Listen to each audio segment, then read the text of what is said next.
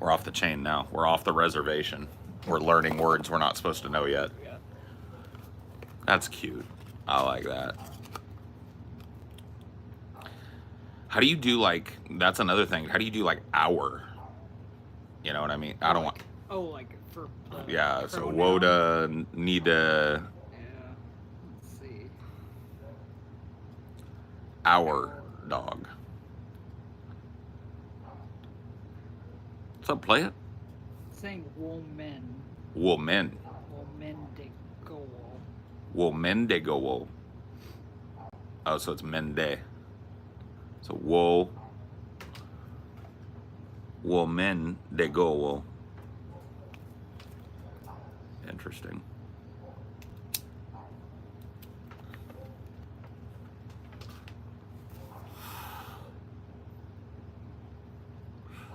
Tourbillons make your head hurt? They should. I tried learning about them today and I have a headache now. Yeah.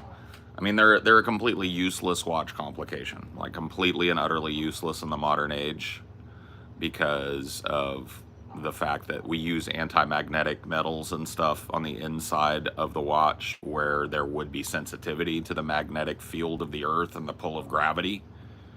And so the tourbillon rotated the escapement in a cage so that it was never ticking in the same direction twice. It's always rotating. So that balanced out the pull of gravity on the mechanism that would cause it to lose or gain seconds. But now, like I said, every mechanical watch uses anti-magnetic materials that make it completely pointless to do that. We've gotten better at stabilizing the escapement as well. Like, the balance wheel is better nested in the mechanism than it used to be.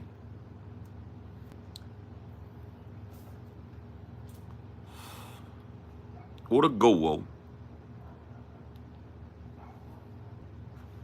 Bella's buying up all the watches and hoarding all the time. I know. No.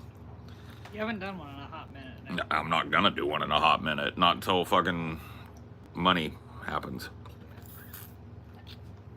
Oh, yeah, TJ said he wouldn't fucking get new internet until he got paid, so TJ still doesn't have new internet. I guess so. Greetings from Poland. Hello, Poland. I'm doing okay.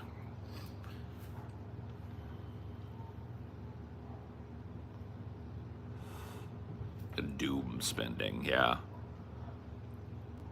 May as well spend it while you got it.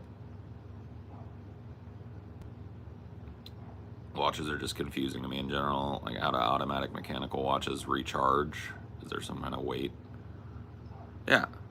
I mean, I've showed the back of my Civic. I've only got one watch that's got a sapphire case back where you can see the mechanism, but automatic watches have a rotor is what they call it, and it's a very loosely mounted, not loosely mounted, but loosely, like, it rotates very easily around the pinion, and so as I move my hand around, that little thing in there is going zzz, and it's gear ratioed down so it doesn't over tighten the spring. It just tightens the spring a little bit at a time and keeps it going. Yeah, but if you didn't move it around enough, you can wind it a little bit.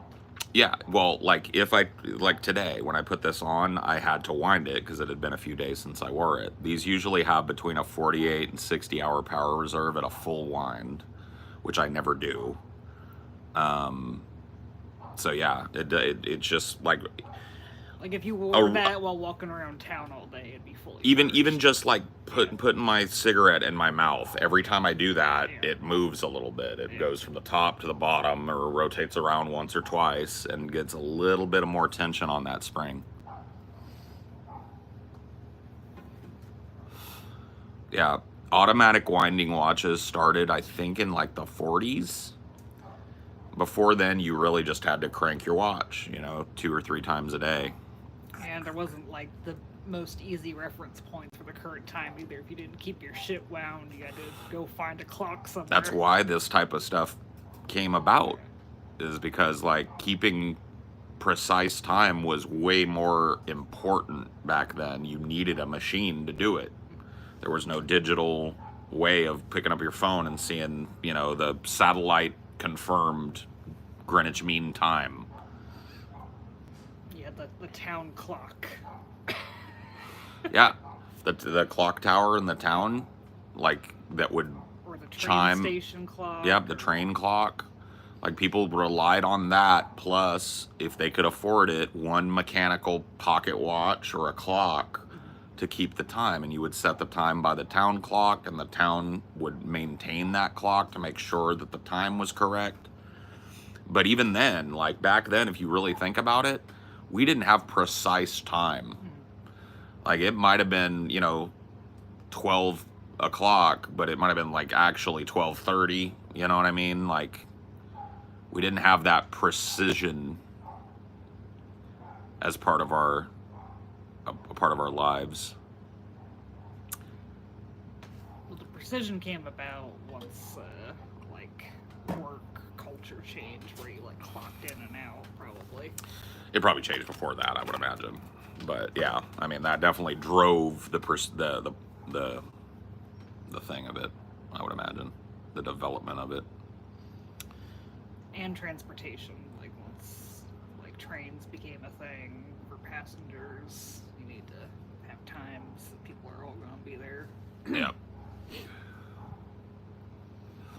One of the watches that I want to get another Civic watch. It's called the Inverter. It's like an upside down watch, basically. You read it from the side. It's a driving watch, so it's meant so when your hand is on the steering wheel, you can read the watch on the side from this angle. The top of it is the entire guts of the watch with a giant heavy rotor loomed out. So when you've got like loom charge on it in the night, it's just, you just see the guts glowing in there. It's fucking awesome. Like, I want to get that. I want to get that watch eventually. It's on my list. I like neat watches. I like watches that are different, you know, like looking and different functioning. I like ones that function normally too, but I like having a cool watch that looks different.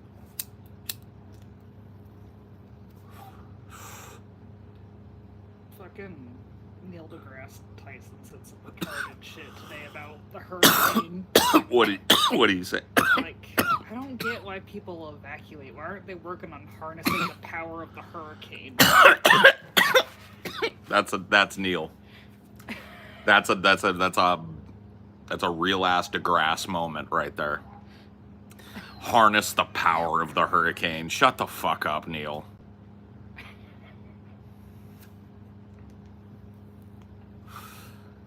That's crazy. But he's the only human being I could imagine saying that and like being truthful about it.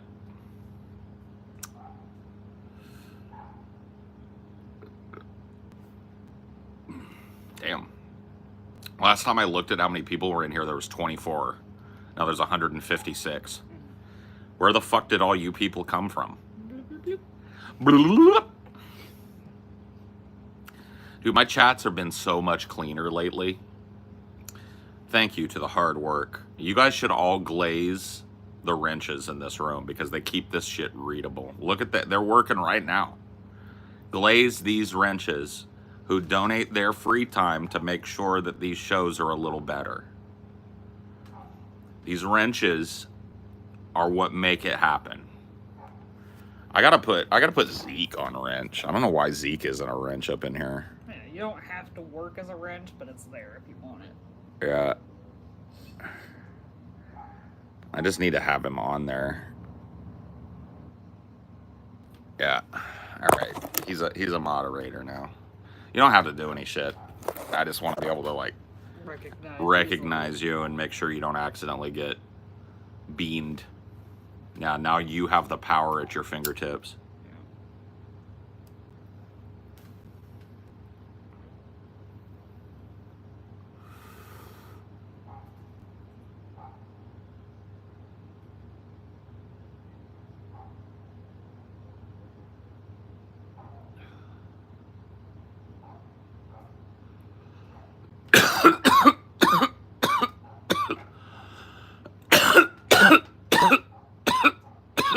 Blah. I don't know if Zeke is the Zeke, though. I don't know if Zeke mode is the Zeke. Uh-oh. It's okay, though. You gotta ask him something that only he would know. No, I just think there are two Zekes. Yeah. I think Zeke has like a Z, and it's just Z something. Yeah.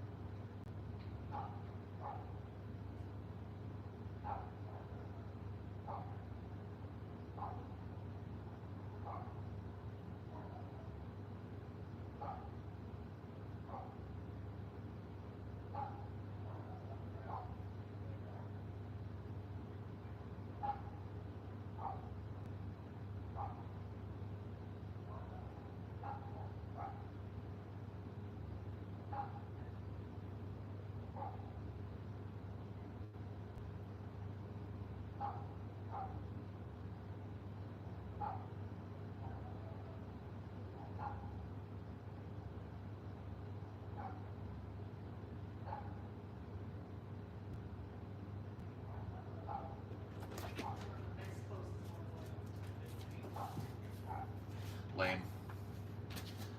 Lame. Oh, D. Oh, dirty ass D. Goofy ass, dirty ass D. Salty ass D. At least there's no flies out here now, huh? Can the people see you? Can the people get their peepers on you? You're way more handsome than me. They should make this your channel. You would be a bigger YouTuber than me if you just wanted to do it. What are you looking at? Look, kitty cats. You see the kitty cats? You're so handsome. Look at you.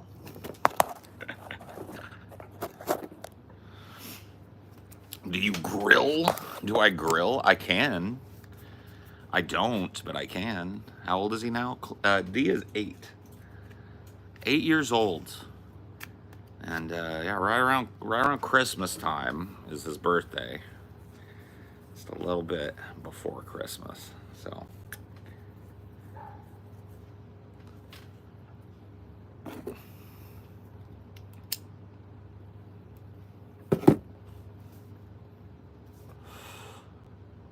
I know, dude. Dynor pushed the views up. Dirty D from the salty sea. People love you. People love you, D, from the salty sea.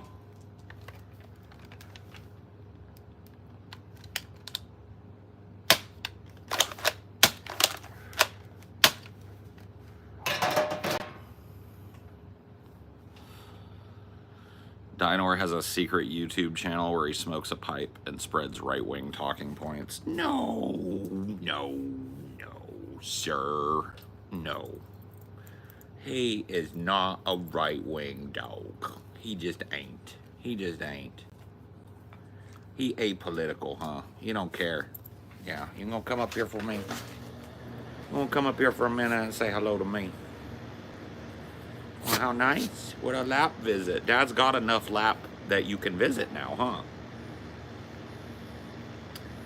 Dad's got enough lap that you can visit now, huh? You just gonna take over the show? You just take over the show. Look at all those people over there. They love you. They think you're the sweetest puppy in the world. The cutest, sweetest, dustiest puppy in the world.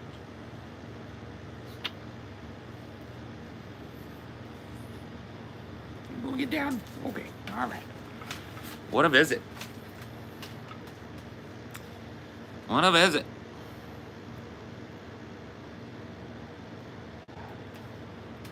He is a killing machine. You're right, dude. He's vicious. I know. He's so cute. What a guo-wo. What a guo-wo. Guo-wo. What a guo-wo.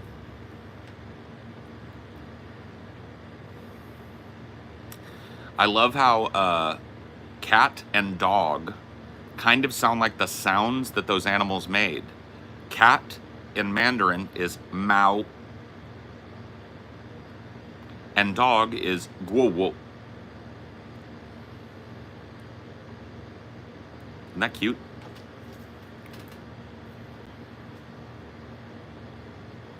Yep. M-A-O is cat. Mao.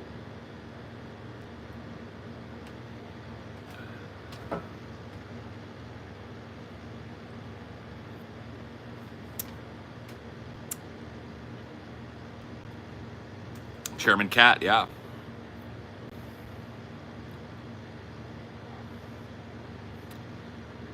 How do you know Mandarin? I'm learning it on Duolingo. I'm a little over a month in. What a baba, what a go, whoa, what a, it's interesting what words are also onomatopoeias, yeah, true. What a baba, what a mama, what a ertz, what a nuer, what a lao gong, what a lao po, what a mao, what a guo wo.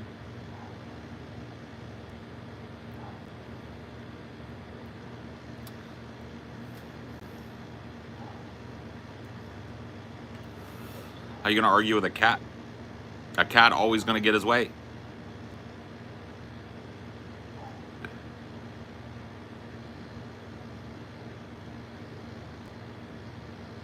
I cannot count to 10 in Mandarin yet. No, I have not started learning numbers. Duolingo it's easy to use, but learning a language is not easy. You have to practice. You have to you get what you give to it. So like it's a really good app to learn, but you have to do 5 or 6 lessons a day, and you got to like really commit yourself to doing that. Otherwise, you're just going to go nowhere. So I spend probably 20 to 30 minutes average a day on the app learning a language.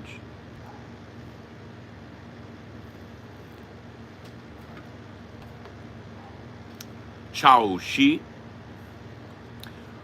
Zhongwen Chao Shi, Zhongguo Chao Shi, Hangguo Chao Shi, Meiguo Chao Shi, Janada Guo, Janada. Oh, how would you say that? A Canadian store? I don't know, because Guo doesn't. Janada Guo, maybe. Does it charge monthly? It's free, but with ads and shit, it's like, I think it's like $10 a month or something that I pay for everything. For me and Amelia to be on it, so it's pretty cheap for what it is. But if you don't use it, there's no point in paying for it. Like I did the free one for like a couple weeks before I signed up. Preparing for the fall of the West. Yeah, maybe a little. Woda Lao Gong. Woda Lao Po. Hingao Xing Ren Shini. Ni Hao Ma.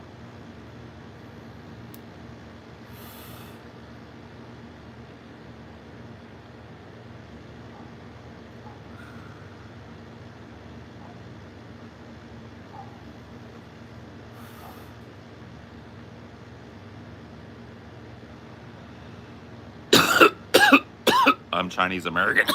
Parents speak a lot of Mandarin.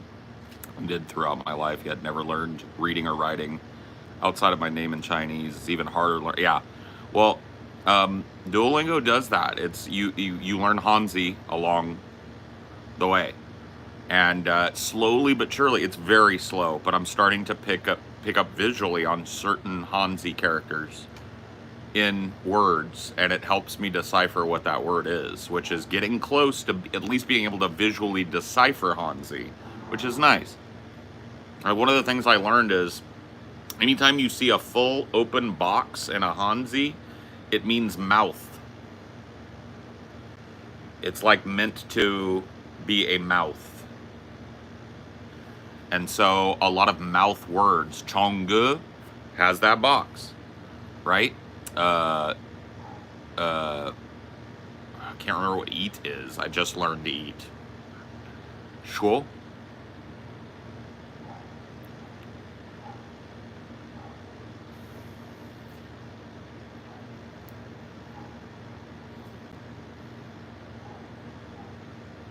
I'm learning. I'm not sure. I'm assuming it's simplified. Well, hold on. I'm learning pinyin and then traditional. That's what it is. So I'm learning the English phonetical translation pinyin, and then learning traditional traditional Mandarin Hanzi. Sorry, weed, please. Don't be so loud.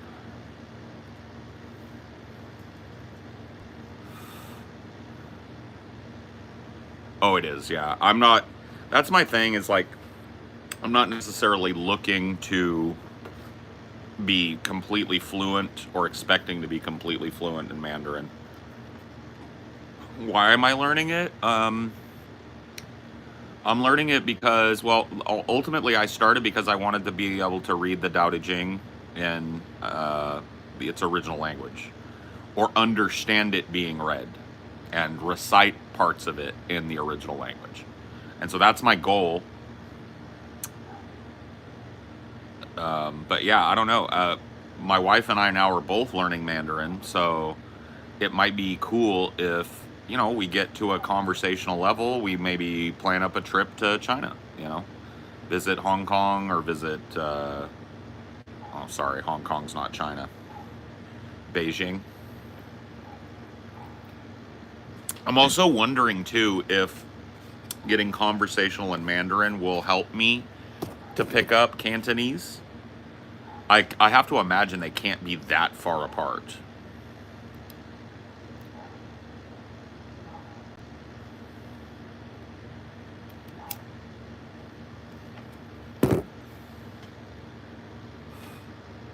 What is Hong Kong if not Chinese? Taiwanese? Shooting star behind me? Cool. Did you make a wish? I didn't see it, so I can't do nothing with it. Dave Dua? Sub Gump.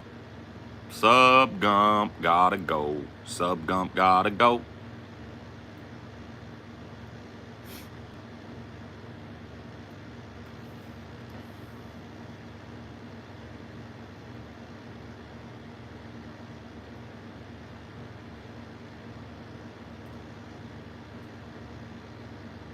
You learn the formal stuff with lessons, the casual stuff from mugging with, yeah. That's something that I'd like to do. I'd like to meet a native Chinese speaker who would work with me. I would love to do like a language exchange once I get to a certain level of conversational in Mandarin. Do a language exchange where we're helping each other, right? They're helping me with pronunciation and word use and choice, and I'm helping them the same way with English. That'd be really neat, you know? That'd be a neat position to be in.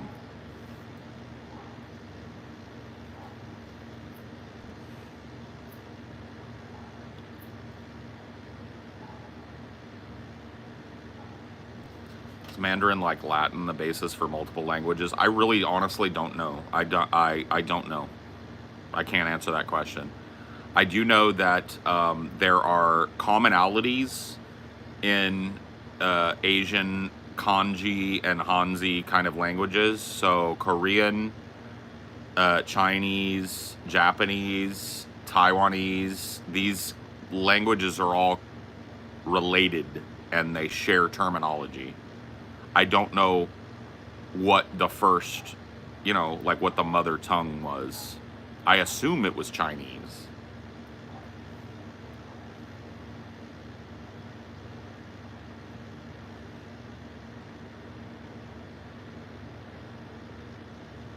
Would you move to China if you could? No, I could right now. I mean, well, I don't know about could.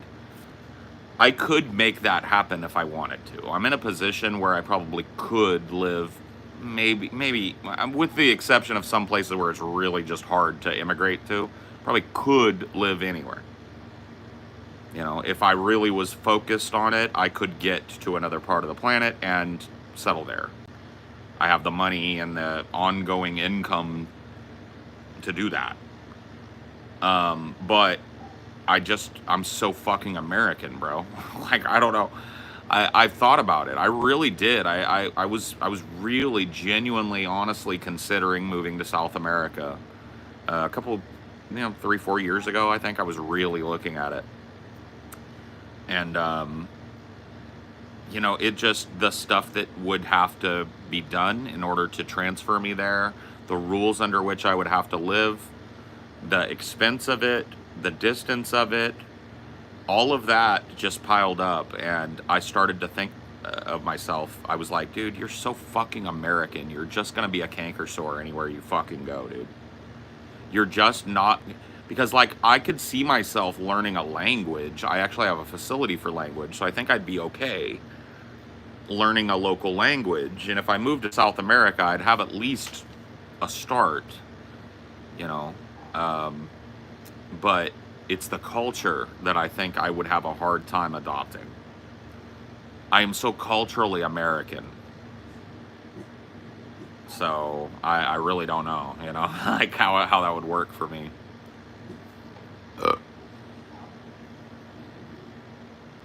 Oh, definitely. Yeah, you definitely like want to travel to a place before you make plans to move there and all of that. I totally agree with that. It's like my wife and I were looking at Uruguay, but then Brazil is in flames, Argentina is in flames, and it's kind of like, dude, how long is Uruguay gonna sit there and not be involved in any of this fucking horse shit? You're getting skinnier, that helps, yeah. Yeah, being able to fit in like foreign stuff, probably be nice.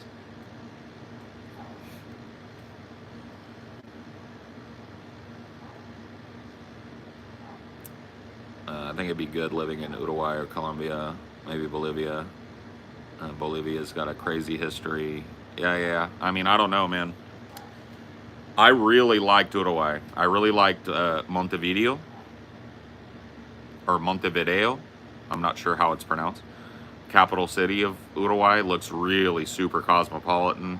They're really beautiful little like properties. The one of the problems with Uruguay is that they don't do mortgages in the traditional way that we do them here in America. Like, even if you're a resident of Uruguay, naturalized citizen, you can't you have to pay 50% of the cost of a house, and then you mortgage the other 50%.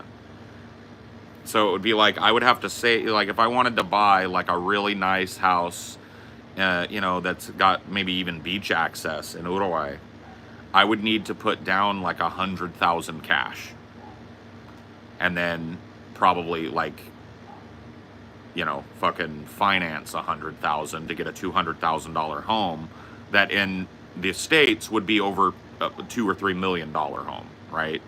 We're talking like a beach access home. Beautiful beach access, beautiful little house, right on the coast. 200 grand. But to get it, I'd have to put 100 grand right down, which is tough. Like, I don't think I've ever spent that kind of money in my life direct. I don't think I've ever dropped 100 racks directly, I've financed that much money a couple of times in my life, but we can find just about any climate. And yeah, that's true. I mean, like, California is super, super multicultural and pretty much has any kind of biome that you could want, other than maybe like Arctic tundra. I don't think there's any tundras or steppe in California, but there is everything else. Desert, deciduous forest, coniferous forest, redwood forest, which is super rare on the planet. Only a few places on the planet have species of redwood. I'm not from Uruguay. but I've heard most people pronounce Montevideo. So Montevideo. You're probably correct. Montevideo. That's probably the correct way. Yeah.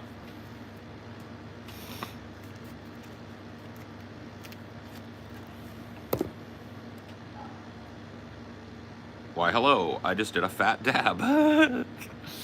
Awesome, bro. Welcome, man. You're in the right place. We're trying to chill tonight, you know? Yeah, they have indigenous capybara. In fact, their money has capybaras on it. That was one of the reasons why I was like, I gotta move to this country, bro. Yeah, Uruguayan money has capybaras on it. You can look it up.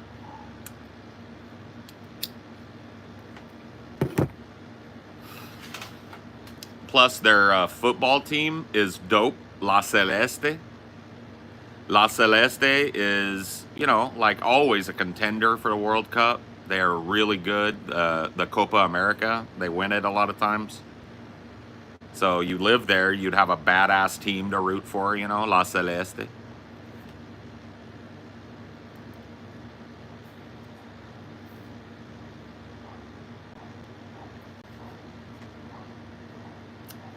I don't know, man. I have thought about it. There's a part of me that thinks it would be really interesting as an exercise to try and adapt myself to another culture. And I think maybe I'd be more adaptable than I think. But I have to be honest with you guys. I really enjoy being American. Sorry.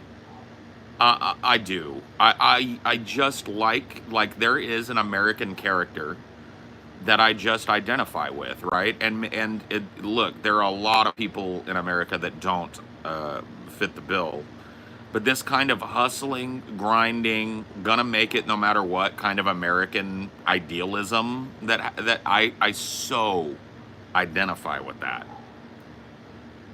I like being an American. I like being from America. I like the way that I speak. I like the way that I comport myself in public as a result of my unique Americanisms. And I don't want to change that. I like it.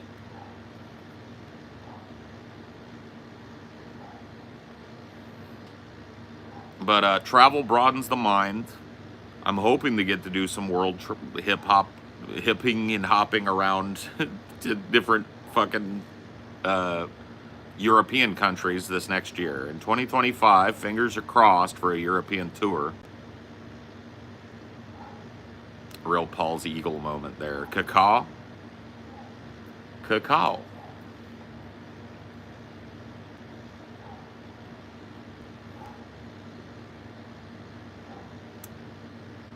Being American is the luckiest draw. Maybe. I don't know about that, but I'd chill with you in Taiwan. Well, cool. Yeah. I mean, I'd go to Taiwan. Sounds nice.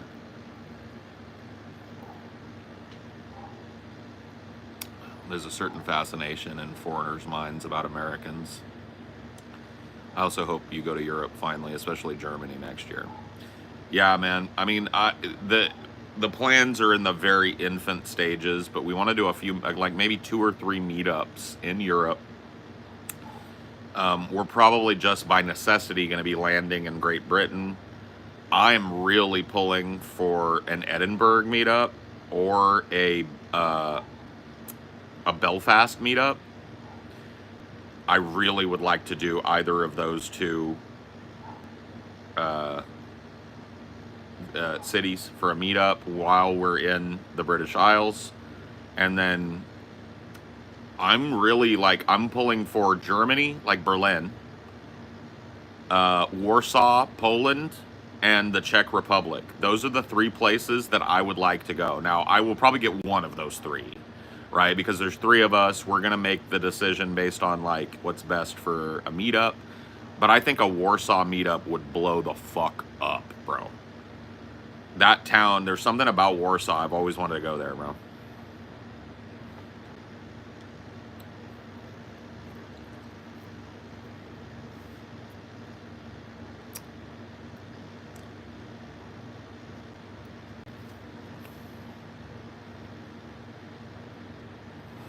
Well, that's the thing, Abby, is like, look, part of the plan is we're going to do a fucking meetup thing, right? Why not do a couple here on our way out? So there's one basic port out of the fucking country on the East Coast, and you know what that is, dude? It's the Rotten Apple. So why wouldn't we, while we're in the Rotten Apple, do a meetup in the fucking Rotten Apple on our way to Europe? You see what I mean? I'm actually pulling for like 2 meetups here and 3 in Europe for next year, all in one big shebang. We do Chicago or like that area, a Midwest, because we haven't done the Midwest in a hot minute. We do an East Coast NYC meetup. Then we fly to the British Isles and whatever we all decide we want to do, 2 or 3 meetups there, right?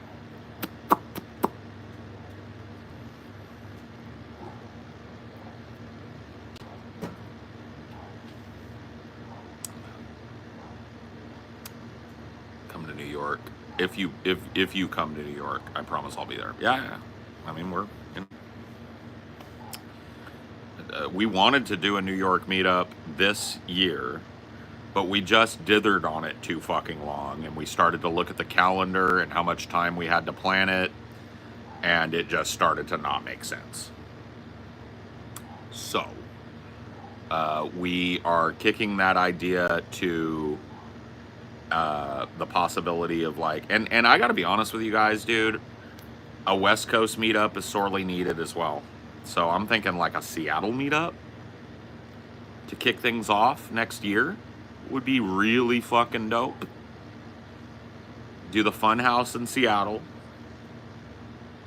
Get our teeth wet with the fucking meetup shit and figure out the logistics. And then heavy plan and lock in for late in the year a fucking tour heading east for me, Chicago, New York, Edinburgh, Berlin, Warsaw, Prague. That would be my ideal.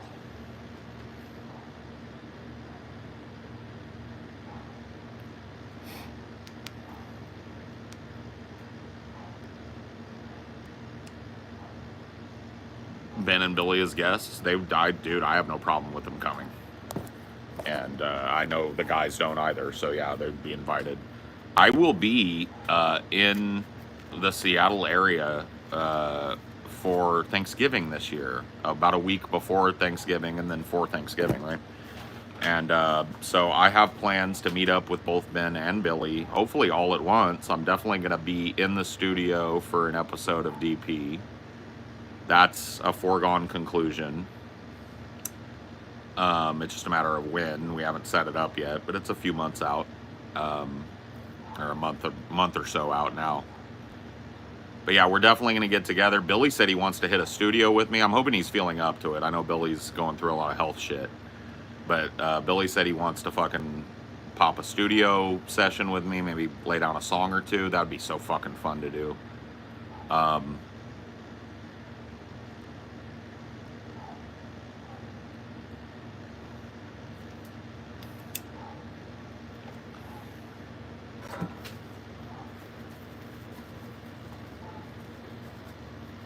Billy's, yeah, I mean, you know, Billy's got heart problems. He needs a pacemaker. And so, yeah, you know, he's doing okay. Like, he's getting good medical care and stuff. And I know that pacemaker surgery is either scheduled or has happened. But yeah, Billy's been struggling with heart failure for a long time. And, you know, I'm glad that he's doing better. I'm glad that he's, like, getting the help he needs for his heart.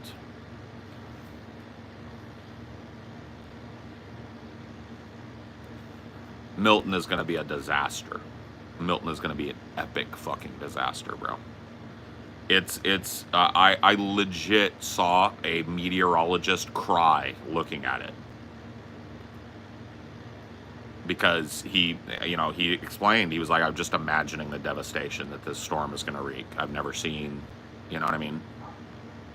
It was a man It wasn't her. It was a man that cried.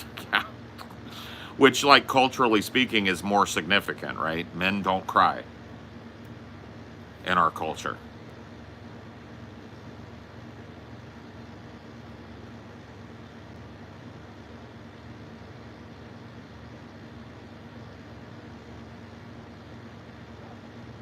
He said he lacked the scientific language to properly describe the power of that storm.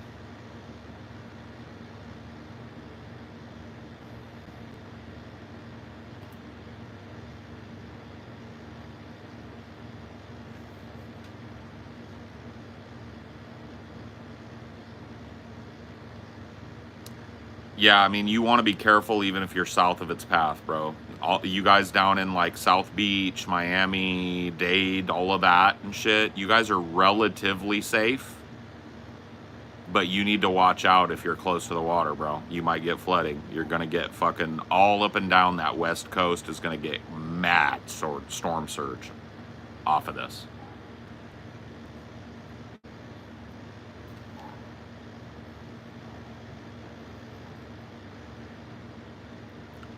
I just hope it doesn't take a turn for Texas. I mean, whatever it takes a turn for is going to get fucking devastated. This is a crazy storm.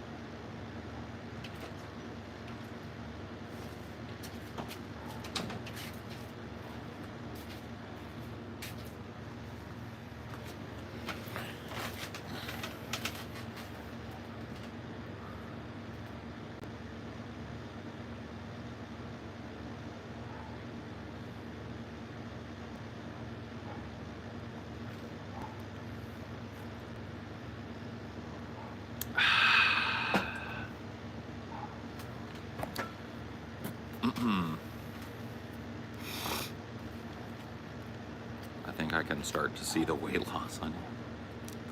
I would hope so. I've lost quite a bit of weight. I don't know exactly how much. I'm kind of not looking forward to going to the doctor and finding out what my weight is now. I don't know why. I'm kind of dreading it. Katrina escape stories used to be unique. Now they're going to be a dime a dozen. Yeah.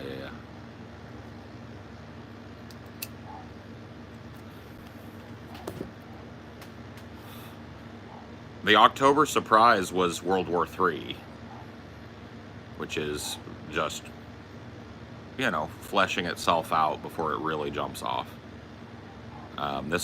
We might get 3 or 4 October surprises this year. Who the fuck knows, dude? This might be a wild month. This might be a wild month. I mean, if I lost 15 pounds, I'm happy about that.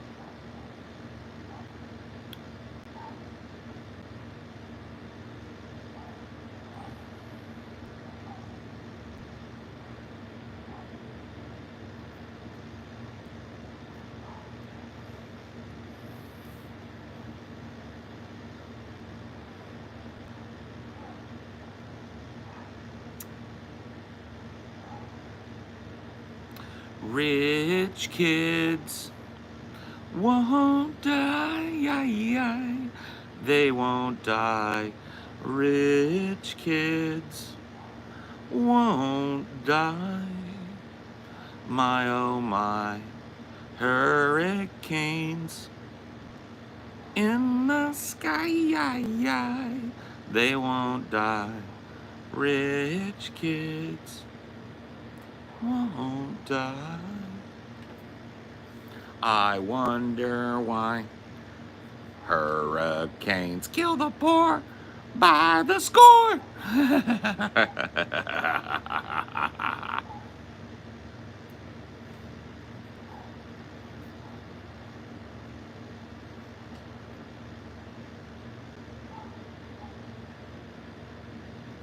What do you think the last truly idyllic places on Earth will be? New Zealand? I think there's going to be a new one. This is something nobody's talking about, but is almost guaranteed to be true. As global warming continues, Antarctica is going to be a fucking blooming green wonderland along the coast. When those fucking glacial melts get to the point and the temperature of that ocean gets to the point that other fish and other wildlife starts migrating to that place, it's going to bring seeds and greenery and trees, and that place is going to be a fucking Garden of Eden.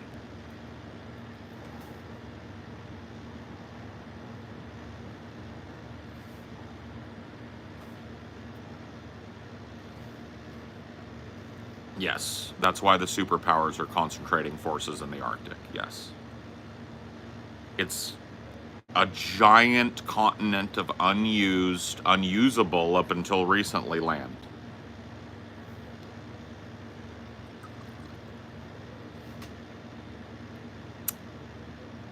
I think Greenland might finally live up to its name. Maybe. These extreme, like, Arctic areas are going to moderate.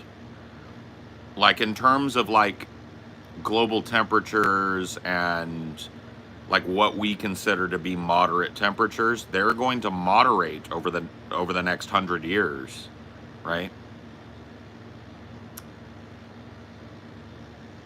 What if we build Atlantis?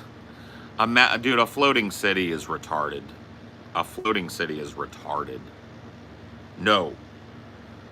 Think about, like, what happens when you got 100-foot swells from a giant storm like Milton hitting a fucking floating city? You want to talk about a goddamn disaster? No, floating city, get that out of your fucking head. Floating city ain't happening. Sunken city, where you're not worrying about the fucking giant storm on the surface blowing your fucking floating city to pieces, right? That, maybe we could aim for that. Like a big geodesic dome made from some fucking crystal that's super fucking strong.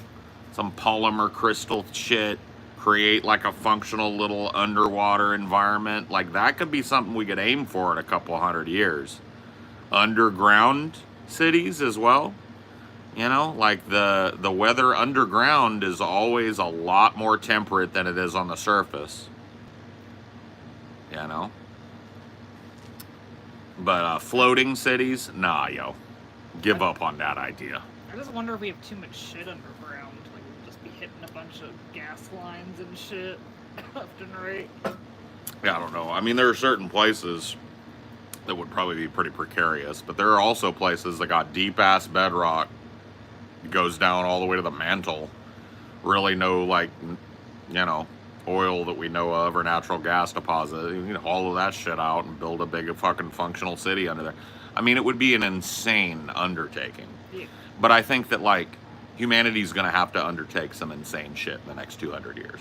If it hopes to survive on this planet. There's going to have to be a functional change to the way that we live on this planet. And the next 200 years will tell the tale. I won't be here to see it. Most of you won't either, probably. A lot of you younger folks might get to see the first part of it. Like, what way is it going to go? You know? But there's definitely an impetus upon us to do something different.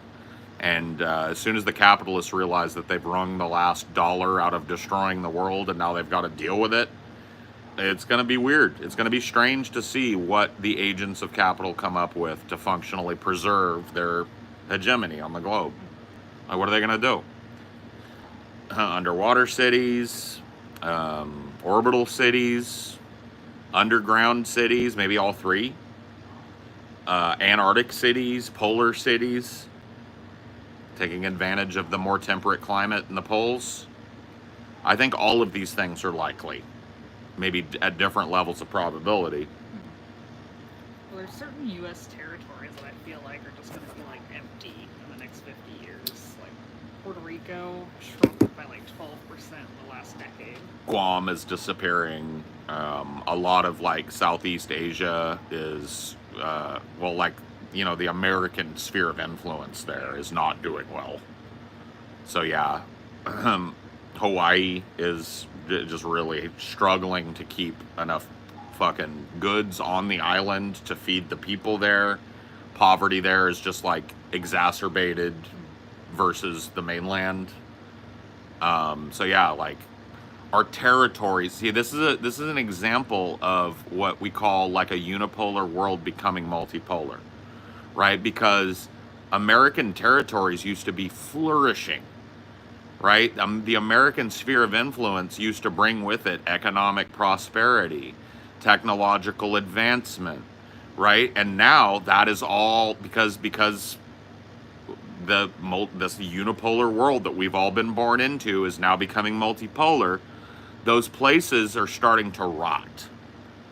The American empire is starting to show signs of rot, deep, abiding rot.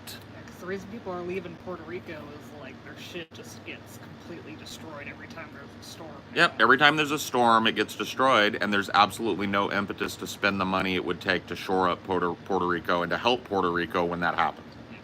And so people are just leaving. Don't blame them. Can't say I fucking blame them. Can't say I'd be fucking hanging around if I could help it. It's really the people that can't afford to get the fuck out that are really going to suffer.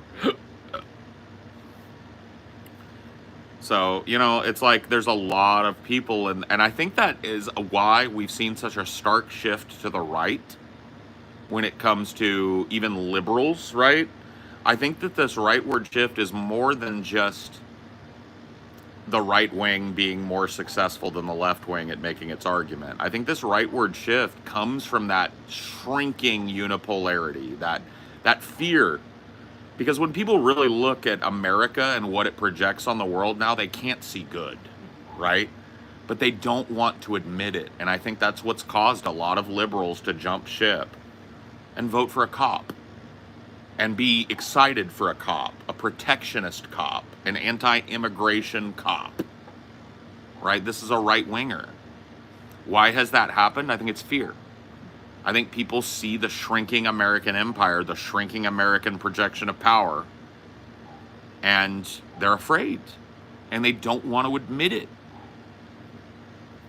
They don't want to admit that we're in decline. A lot of people are in denial about BRICS. Yeah. They talk about BRICS like it's a joke, when BRICS is fundamentally resource hogging the world right now. I mean, they're like, just... oh, China and India will never really be friends. Like, it's like they already are. They're working together. This is a multipolar world now, right? This is no longer a world that lives under the Pax Americana, as we called it, which is funny because there really was no Pax.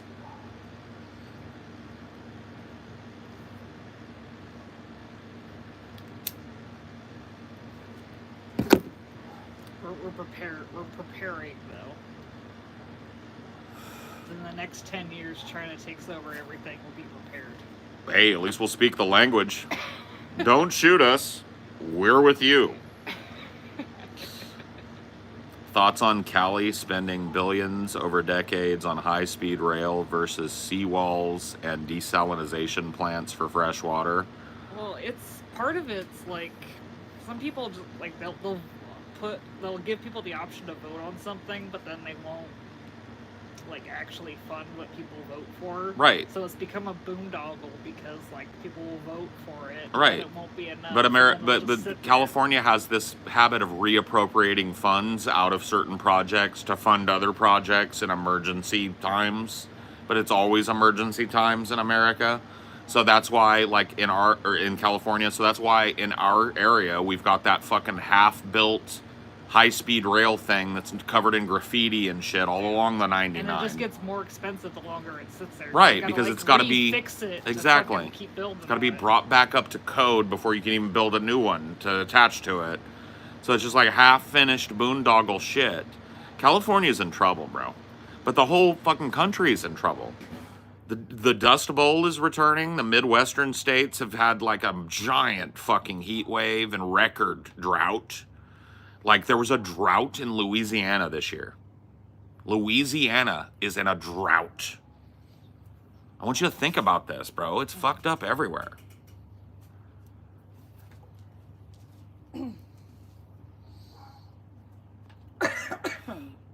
I think that's why they're getting so cagey about immigrants, because they're like, we're gonna have internal immigration. Right, like ration what we've got for people that already are citizens, because we can't handle the boatload of people that want to come in here anymore.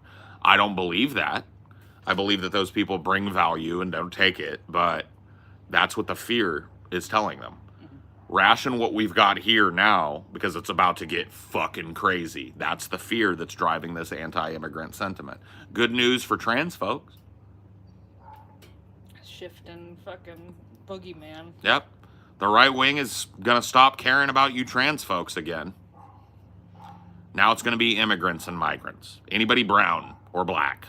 But now it's like competing reasons for fucking being any immigrant. Like, the Republicans are more about like economic reasons, and I think liberals are like starting to be like crime, environmental reasons. It's environmental and crime. Yeah. The liberals are like, oh, they're gonna come up in my house and rob me.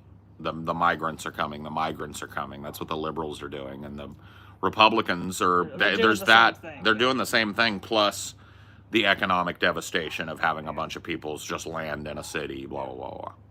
Right. It's all fear, though. If you boiled all that fucking immigration sentiment down on both sides of the political aisle, such as it may be, we really need to start thinking about not talking about both sides of the political aisle anymore, because there really isn't two sides anymore. Yeah. The political aisle now is definitely steeped in fear, or fear-mongering. And you have to ask yourself, why would they do that? Why would they fear-monger against the brown, the immigrant, the foreigner? It's because America's sphere of influence is crumbling. It's shrinking, not growing, not prospering as it was for the last 100 years. It's shrinking. Uh-oh. You can be afraid of that all you want, but don't let it drive your politics, please. Don't let fear, anytime fear and politics get mixed together, you got a fucking poison concoction.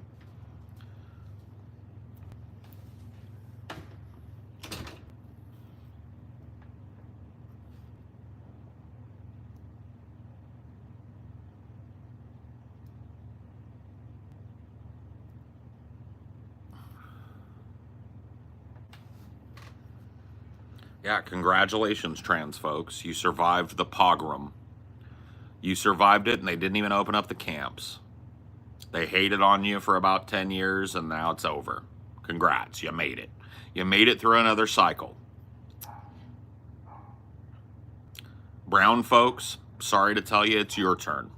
Now we're going to hate you for another 10 years. And we'll see what we hate after another decade or so. But it's going to be brown folks. It's going to be foreigners, brown folks, migrants, immigrants, etc. for about a decade, at least. You heard it here first. Remember that. When you're living in it this time next year, remember who told you it was happening.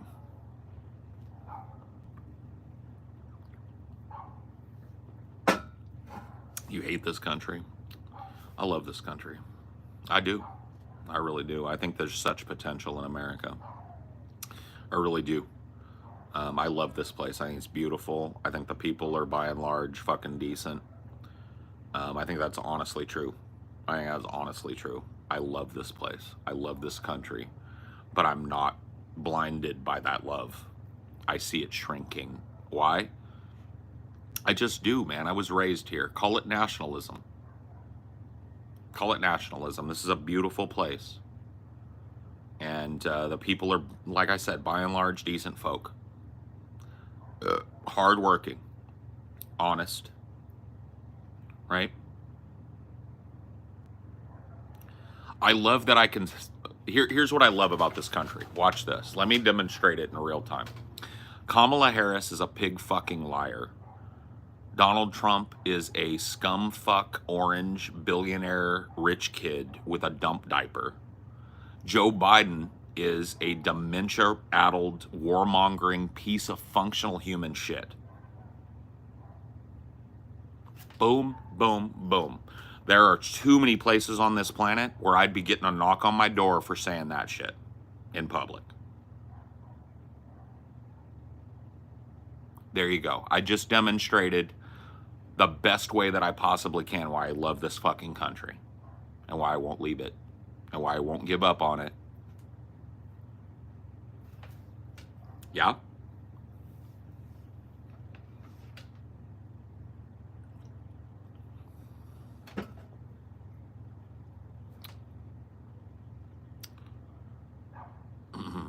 It's actually a very good point. No, you don't have to concede. I understand. I still fucking hate this country too. I hate its stupidity, its intransigence, the political class, the capital class. I hate it. I love it and I hate it all. Right? I'm just as torn as you are. I wasn't trying to correct you, bro. I really wasn't. So please don't take it that way.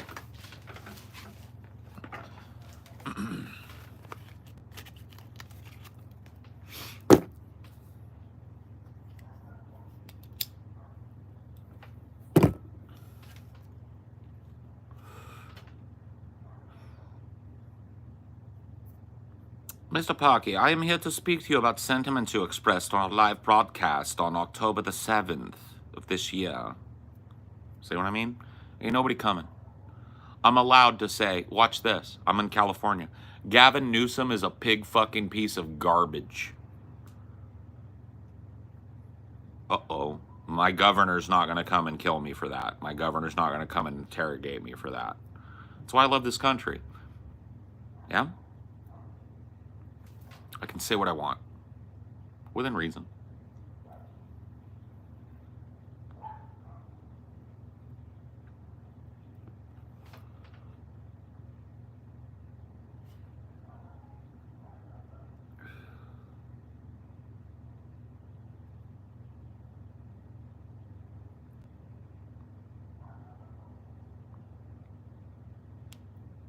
I don't know, man.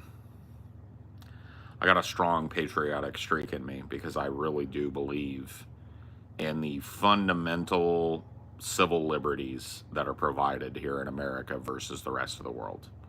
I believe that that is the one shining thing, and tarnished as it is, we better hold on to what's left of it.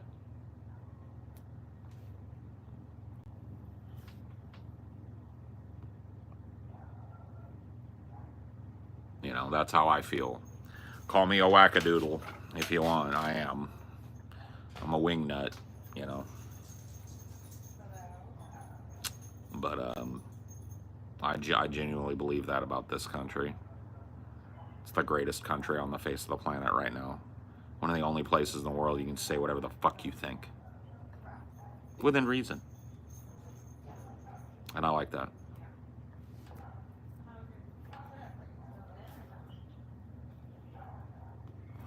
Who's the most base founding father? Ben Franklin, bro. Ben Franklin was a total hedonist, bro. A total whoremongering hedonist. Loved farts. Totally based. Totally based. He wrote a whole treatise on farts. The man was absolutely like, you point to another founding father that's more based than that. I'll wait.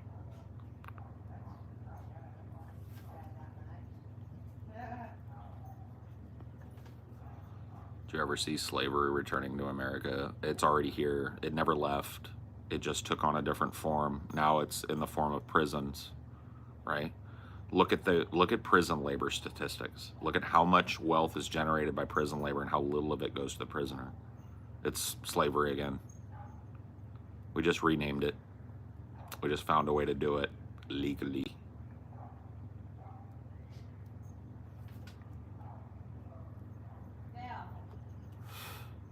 Yeah, we call it prison.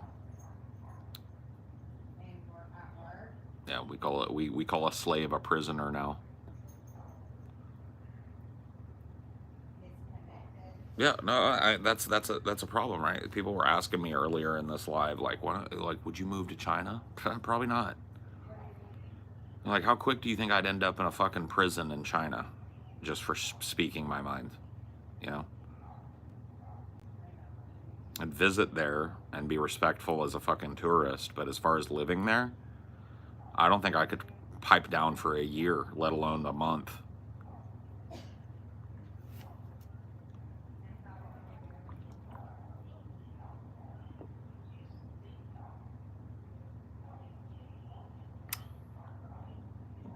We've already been talking about it, Rick. You can go back and watch this. You want to hear my thoughts on it. We've had a whole last discussion on the hurricane. We're not going to do it again. We're done. We've moved past that topic and we're moving to another topic, you see. See how that works? There we are, all of us. Topically changed. Completely and utterly topically changed. Jealousy.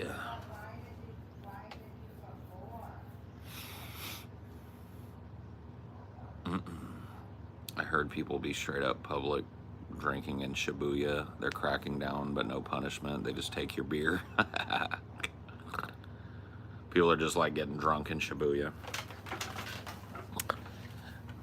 We'll take that beer.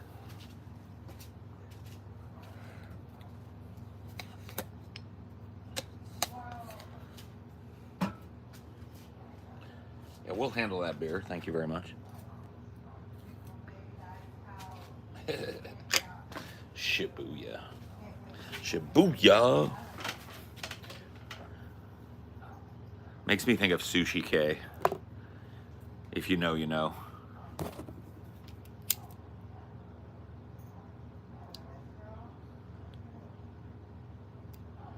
Anybody read Snow Crash? Nah, probably not.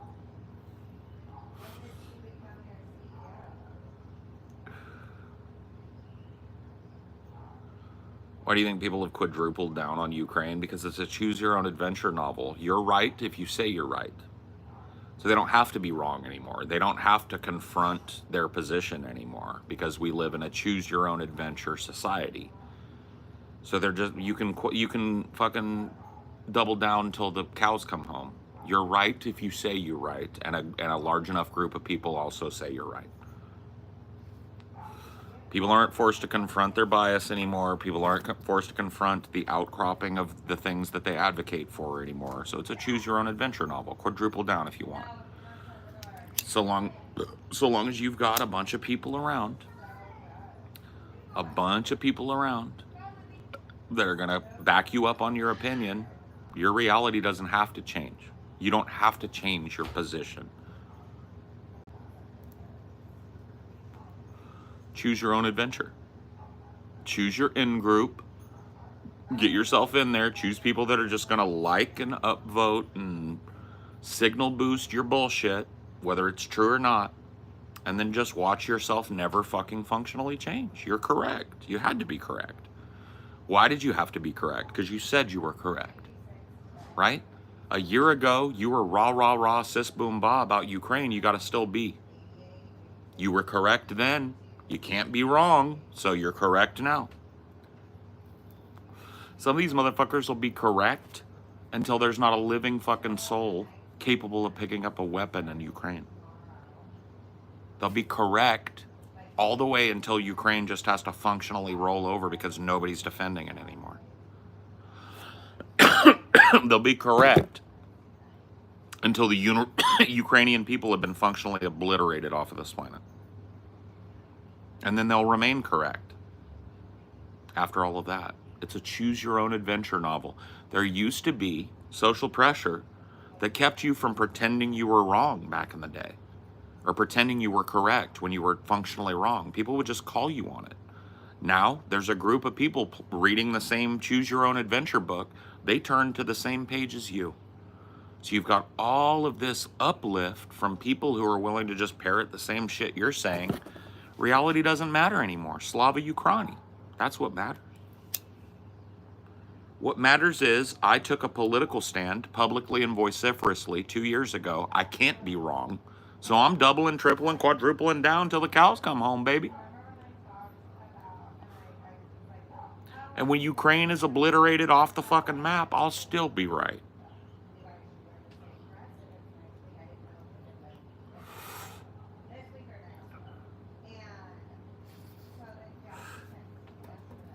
I'll still be correct.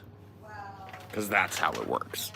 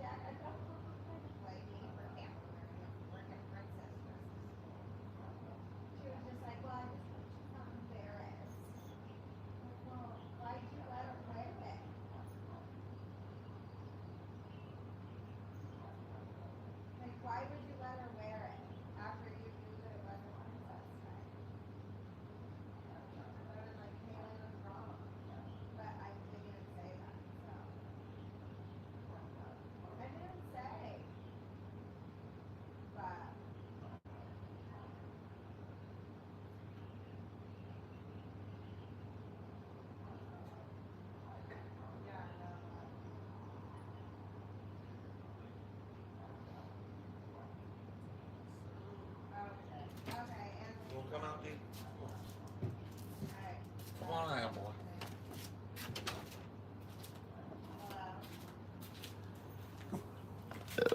Excuse me. I beg your pardon. I beg your pardon, madam.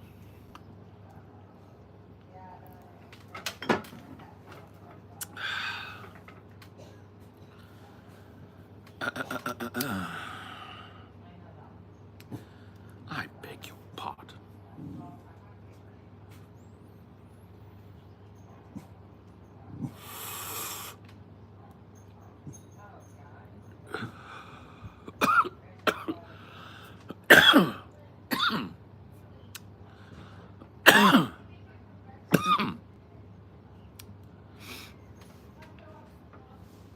Oh yeah.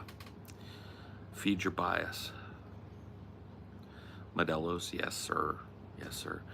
Zeke, we gotta get together and have a Modelo night, dude. You gotta come over and have, like, we'll split a 6-pack or something and smoke a blunt. It's been too long, bro. Like, what's your week looking like, bro? I'm gonna hit you up. I'm gonna text you. For real, for real. Because, you know, like, maybe an evening thing if you can. Because, like, honestly, dude, the flies out here are so fucking nasty, bro. The flies are nasty, bro. I sit out here with a salt gun killing flies all day. There are literally, like, probably 50 fly corpses on my porch right now. And they just kept coming all day. They don't go away till the sun goes down. But we got to get together. Maybe like next week, because next week it's the temperature's supposed to drop.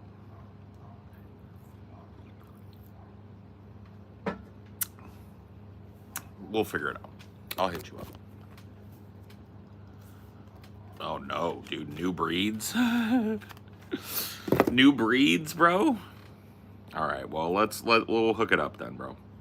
We'll do a pizzas and beer and fucking chill, you know.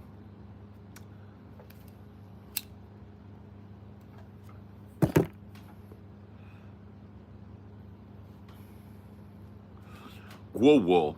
Here's a Mandarin vocab that I learned. What a guo wo. That's dog. Guo wo. What a guo wo. What a mao. My dog, my cat. There you go. What a guo wo. What a mao.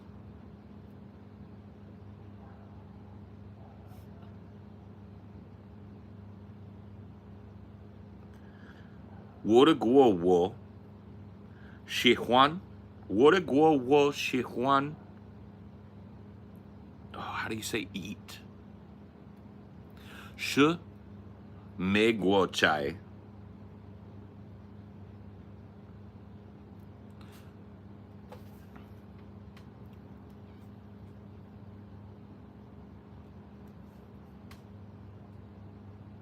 Does Bing chillin'? Bing means cold.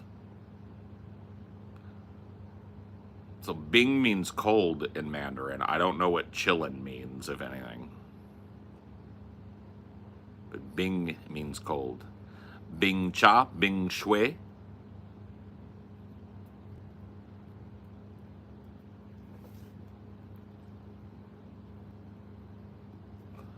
It means ice cream, Bing chillin'. Bing chillin'.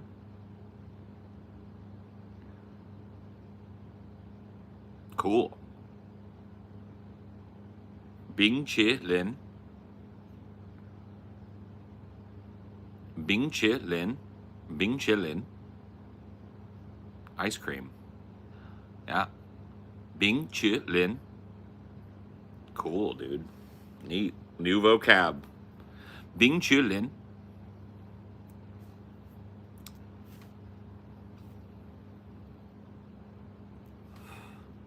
Bing coffee.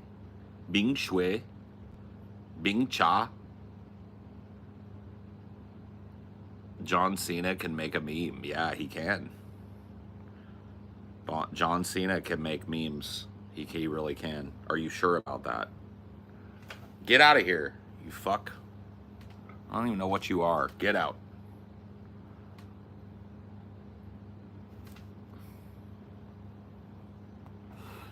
Oh, dude, Cena is a living meme. Cena's a living meme, bro. He's a living, breathing meme. You gotta love him. Or hate him.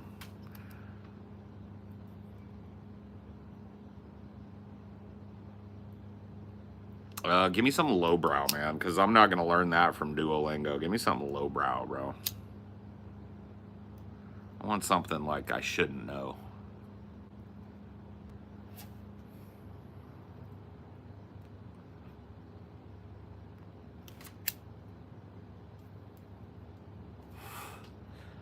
Bing chillin'. La du zi. To have diarrhea, to drag one's stomach. La du zi. Zi. La du zi. To have diarrhea. Nice. Lao du zi.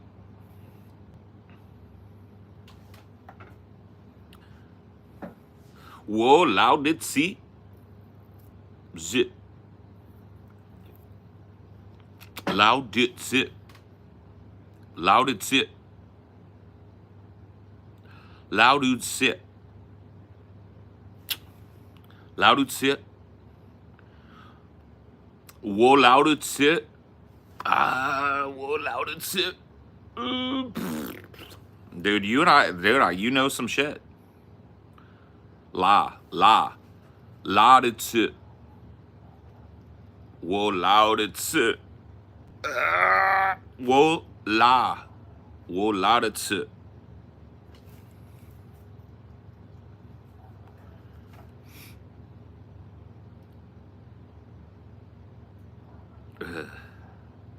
Lao Tzu, Lao Tzu. Oh shit.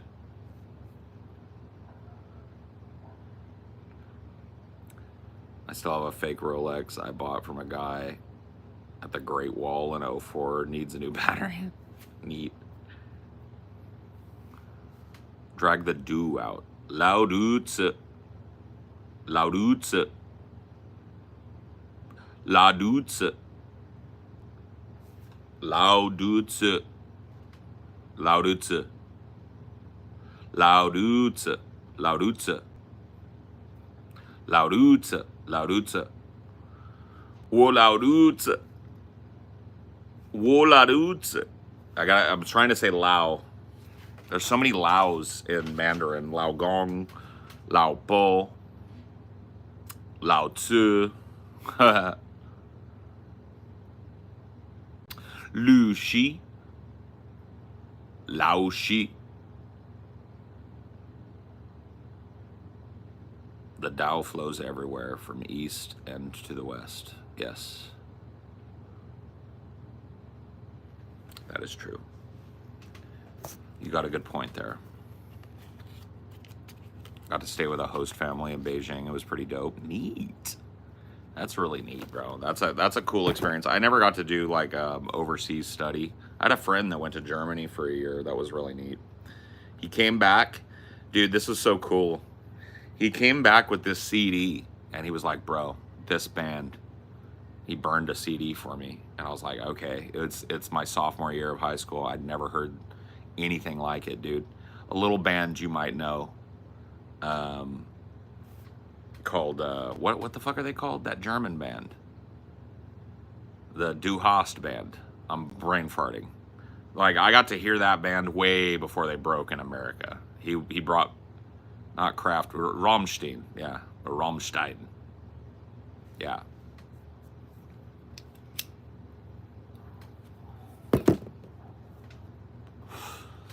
Yeah. Yeah, he brought it back way, like a year and a half before they broke in America with Du Hast. I was listening to Du Hast. That was cool. I didn't see Rammstein.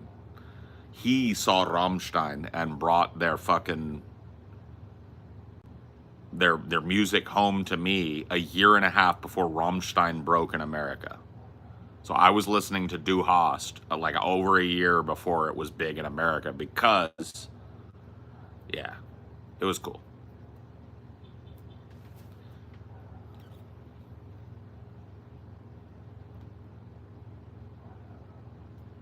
It's You Hate Me.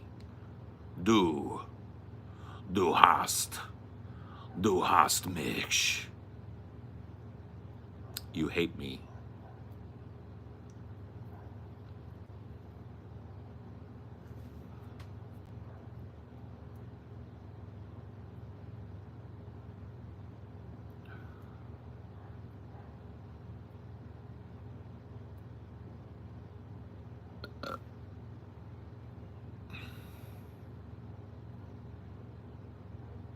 He's actually super fucked up, but yeah. I mean, I don't care. I don't expect my artists to live by my morals. I just expect them to make fun art for me to listen to. So he got their second album, Sehnsucht. Was the album that broke them internationally, yeah. Well, he had stuff. He had like 2 or 3 things that he bought it at the fucking. He saw them in Germany. He saw them in Berlin, and he bought like all their merch, CDs and shit because he was just infatuated with them.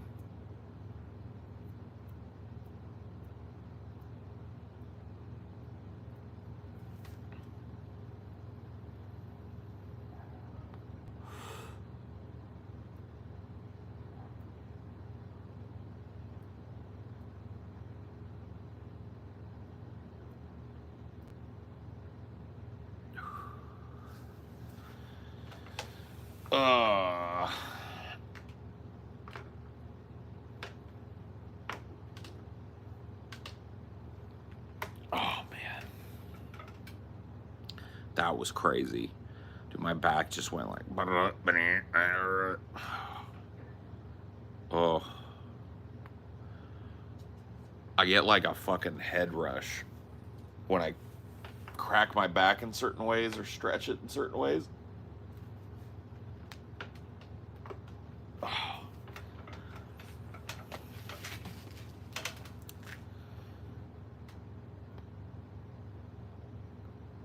Oh, fuck, man.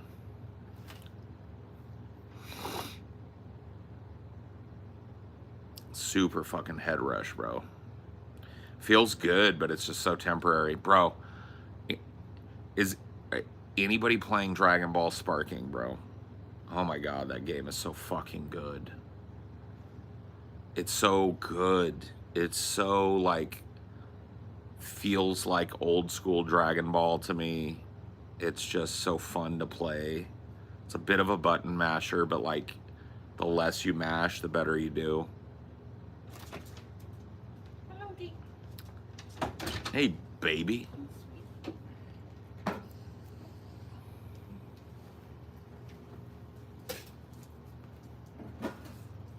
Need some lap because Mom was gone for 5 whole He actually minutes. popped up and jumped on my lap earlier. Oh, yeah? From the ground, even. Which is crazy. You want to come see me? Come on. Come see me. You do it by yourself. Come on. You get up. You get up. There we go, see? Dad's actually got enough lap for you to sit on now.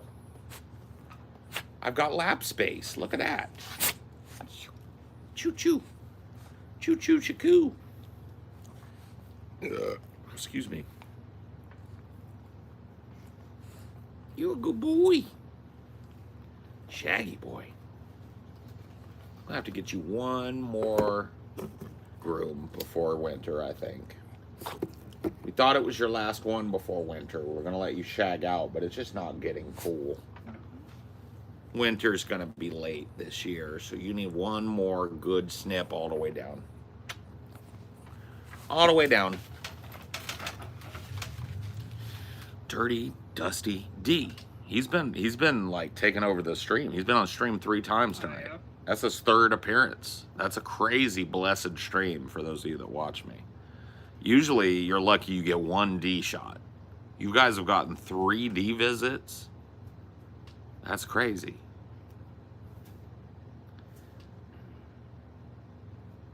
I just started playing, bro, so I'm still unlocking shit. But I want to unlock the whole roster so I can pick whatever character I want. So I'm just playing through like the story mode or whatever and learning how to play the game as I go, hopefully. I gotta remember to contact her. I keep forgetting. I'm sorry. Who? The groomer. Oh, no big deal.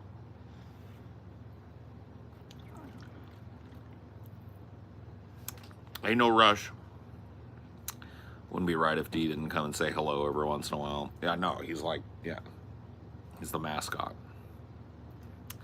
Is there character creation in it? I haven't seen any. Like, just doing the story mode, which follows the anime. Like, I'm doing the Goku one right now, where, like, he meets Vegeta, he beats Vegeta, he spares Vegeta's life. Then they find out about Planet Namek. He goes there. The Ginyu Force. I'm like fighting the Ginyu Force right now. I'm fighting Frieza. I just beat Captain Ginyu by throwing a frog at him. He said button masher, but otherwise, how are the controls? Really cool. Like they're really good, and there's a lot of like tactic that you can use if you know how to use it. So it's not like, but you can definitely like mash and have fun with it as long as you understand basically what the buttons do.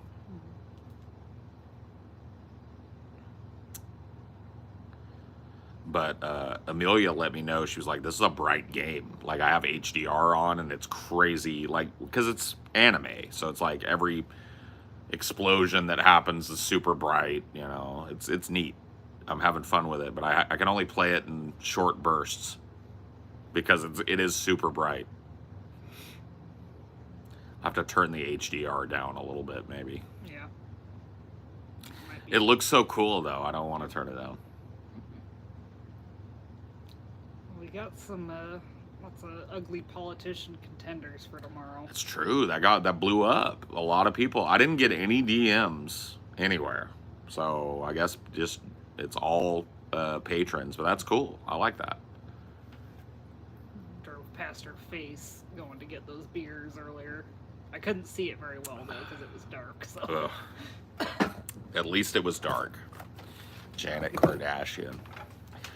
We'll see. I mean, we'll see tomorrow whether anybody can beat Janet. I have very little hope, right?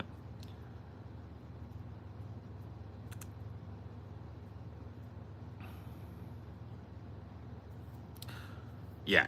I'm playing it now. Like it's like playing in the anime. You can do all the like teleport behind the person real quick. Flurries of blows, kamehamehas, and the whole 9. It's all, the spirit bomb is in there. You know, you power up your chi, throw little fireballs at people. You just gotta make sure if you got the Japanese on that you don't start mixing it up with the Chinese. I just have the American on because that's how I watched. I'm not familiar with the Japanese voice actors. It's not nostalgic for me. The American dub is nostalgic, so I just have the American on. I want to like finish up Wukong and go back and do a New Game Plus now that I understand the language a little better. Yeah. And listen to it a little more. Because Wukong had a bunch of just like beautiful, beautiful Mandarin in it. I really do think Mandarin's a beautiful language. That's another reason I'm learning it. Like the more I learn of it and the more I listen to people speak it, the more I appreciate it. I think it's a pretty language. So I like that.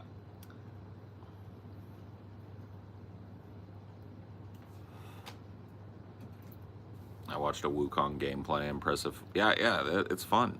Yeah, it's a fun game. It's tough. I'm near the end of it. I just need to jump back in and finish it up. But yeah, it's been a tough game for me to play. It's not an easy game for sure. Ever played Sifu? That was a really fun brawler game in Mandarin, if I'm not mistaken. I have played Sifu. Yeah, it came out for it was a Xbox exclusive for a long time, or a PlayStation exclusive. I can't remember which. And it came to PC like early this year, I think, and I got it. And it's pretty good. I'm bad at it though, so.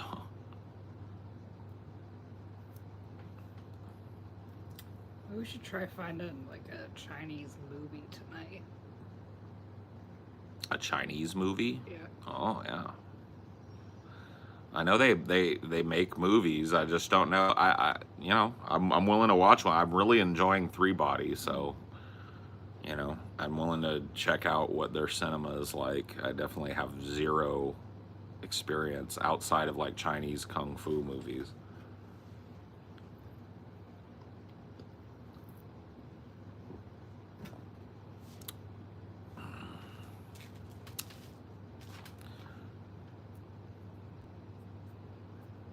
I've seen videos of crazy new cities and train systems in China. Their infrastructure is insane. Well, I've talked about this before. It's like China is playing the influence game. It's like a country is kind of judged by its landscape and its cityscapes, right? And American cities have just rotted. They look awful. I mean, polluted and shitty, and a lot of pollution in China too. I'm not trying to underscore that. I'm just saying, like, they have really invested a whole lot of public funding into building these big, beautiful, technologically advanced, kind of cyberpunk looking cities all up and down the west coast of China, or the east coast of China, I guess, from their perspective. So yeah.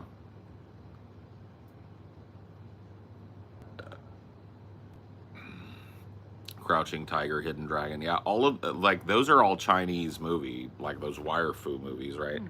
Crouching Tiger, Hidden Dragon is one. Hero is one. I like that one a lot. Hero is pretty good with Jet Li. See what Peacock got. Yeah, we'll check it out. Kung Fu Hustle, is that an actual Chinese movie? I love Hero. Yeah, Hero's a great movie. Definitely worth a watch. The beers are getting you. They're what? They're getting you. Oh yeah. Yeah, no, I got a good buzz going. Well, because you haven't eaten anything today, too. Oh yeah, that's right. I haven't had anything to eat. Well, I'll go in and I'll eat. It's a Hong Kong. Yeah, culturally Chinese. You can't like I support Taiwanese independence, but you can't like separate Taiwan from China culturally. You just can't.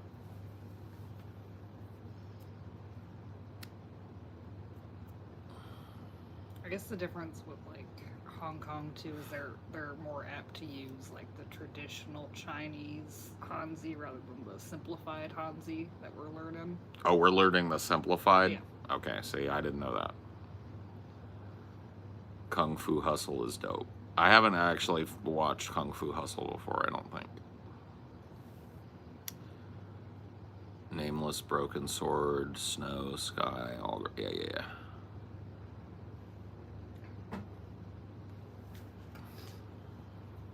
But yeah, most of China uses the simplified Hanzi now. The mainland China. Yeah. And Malaysia too.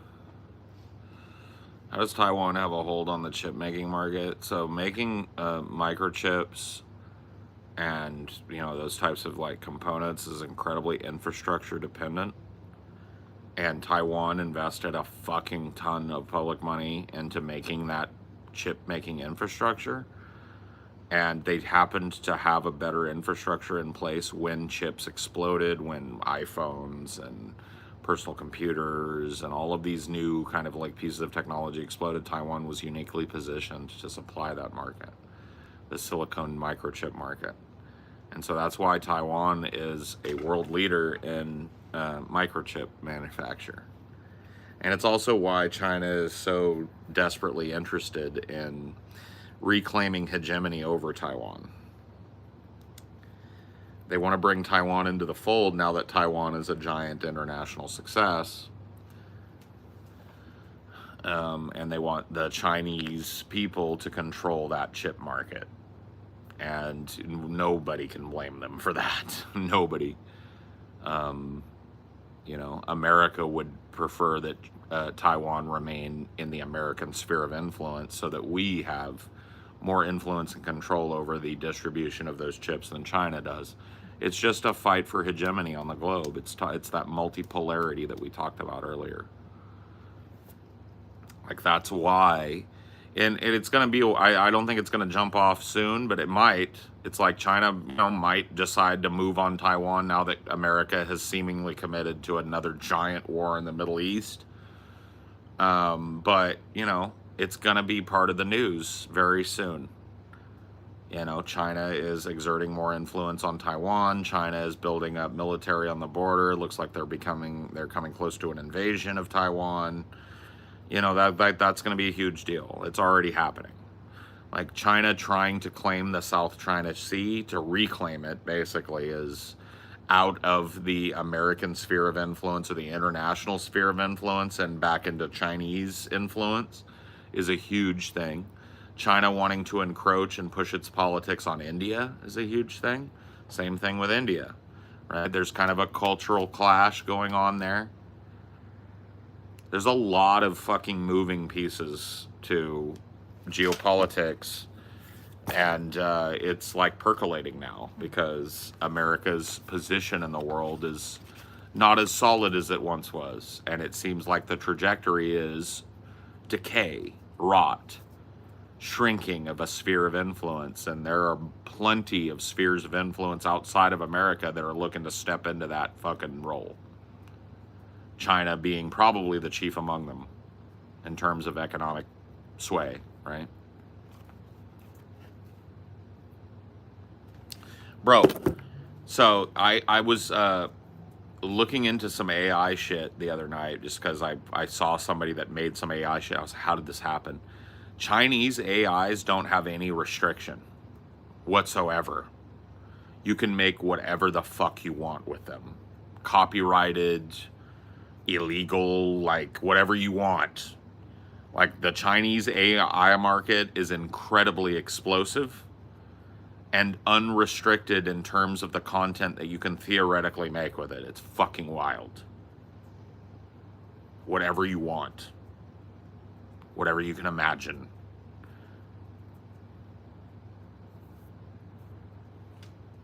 So, they seemingly have fully embraced whatever this transitional phase of AI is. While we are wringing our hands over how to control it, China seems to be unleashing it.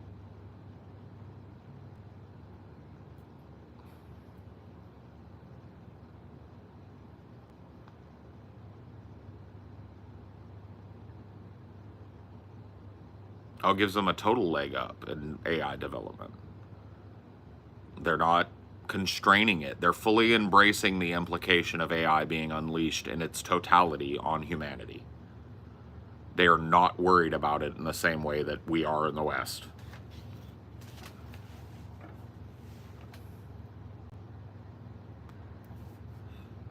People are already doing fucked up shit with AI. People have made child bots for I know. Trust me, I know. And a lot of that is happening with non-American AIs. Unrestricted Chinese AI is being used to create, like I said, whatever the fuck you think you want. Whatever you want. You want to make like a popular politician getting railed in the ass by Mickey Mouse, you could do it. Any, like, you want to take a popular movie and make it look like something else, like, it just doesn't matter. No restrictions. What's the open AI of China? I honestly don't remember what the name of it was. There's not a number of them. There's a number of competing Chinese AIs depending on what you're creating. Static images, moving images, music. They have their own basis for all of that, but they just don't have the copyright restrictions that the West has. And so, like, their music AIs are completely just ripping off everything. They don't care. You know, their video and image generation AIs have no filters as to what you can have it create. And you can imagine where that leads, right?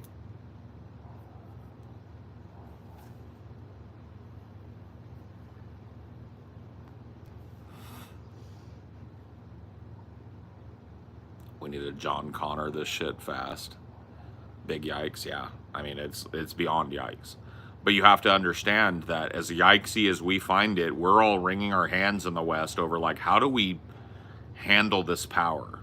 To what degree do we allow people to utilize this power? China is not worried about that at all. China has fully embraced whatever the change is going to be that comes to humanity as a result of this technology.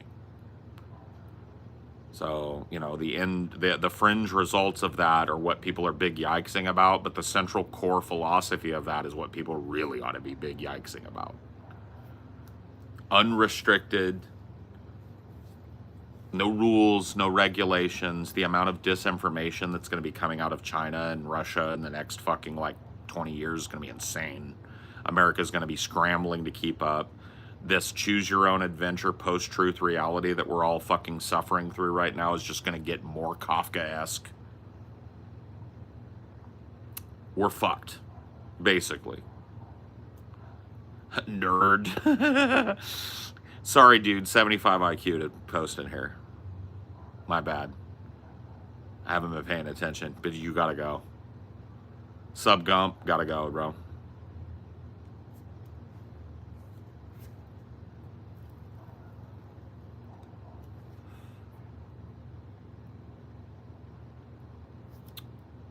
Yeah, dude. I require Gump IQ to speak in here, bro. 75. We know that's his IQ. 75. Right there in the movie. You ain't hitting that 75, you can't post. We're big boy talk. Big boy talk.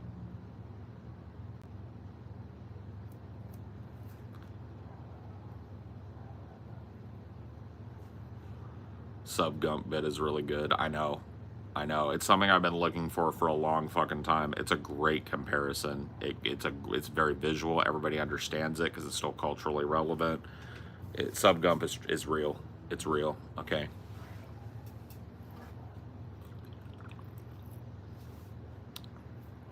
China needs to read Dune as a culture, learn about the consequences of AI. China has read all of that and more. China, during the Cultural Revolution, was very antagonistic to Western media. China has blown the fucking doors off of that. They've fully embraced Western media. Chinese people are fully culturally aware of what's going on in America. They've watched our movies, they listen to our music, they watch our social media, and they follow in suit, creating their own microcosm of it. So it's that those days are over, bro. They've seen it. They know.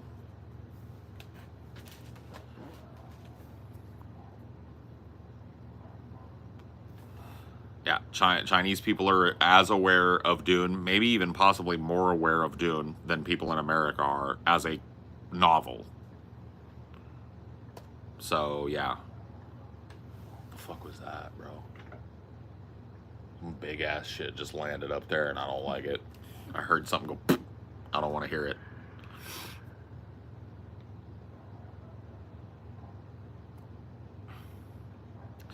Well, here's what you don't understand. Oh, well, maybe you do understand it, but let me explain to you about AI, okay? So right now, countries are racing to have a functional military AI. They want an AI that can control remotely most of their military, right? So to get rid of most soldiers, to put the decision-making capacity out of the hands of people, right? And there's a big cultural debate going on about that within the military, right? How much power do we give this fucking thing? China, I don't know what's going on with their military applications of their AI, but their philosophy on AI needs to be considered when we speculate, right? And I have a feeling that China is racing headlong towards some sort of central governing AI that will like it'll take over their war planning, right?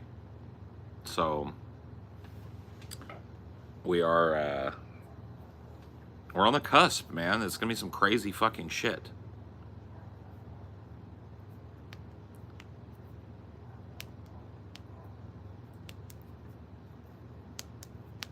The Borg. I mean, maybe not far off, bro. Chairman Xin Jiang. You wanna take a look at the Chinese political philosophy carried forward in a far future environment? Play Alpha Centauri. It's an old RTS real like strategy game where this kind of colony ship from Earth leaves Earth to colonize another planet. Something happens on it. There's a mutiny and it factionalizes. So when people land on this new planet, right, Alpha Centauri, there are different cultural factions from Earth that have solidified around these cult of personality figures. And one of them is Chairman Xin Jiang, who is a Chinese communist, but a far future Chinese communist, right?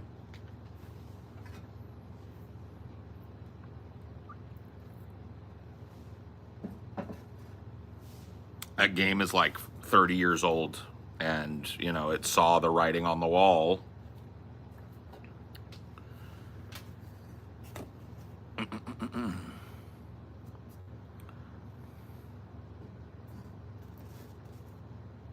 Chairman Xin Jiang, for I have tasted the fruit. It is every citizen's final responsibility to go into the vats.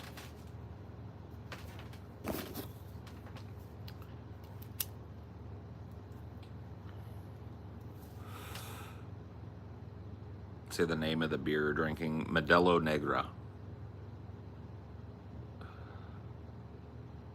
Or Modelo Negro. Is it Negra or Negro? It's Modelo Negra.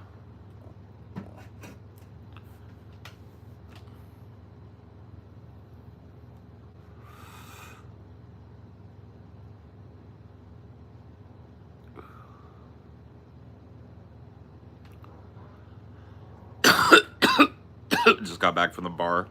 Well, conduct yourself. Watch yourself, flunky bubs. Because ain't nobody here wanting to put up with your drunken ramblings.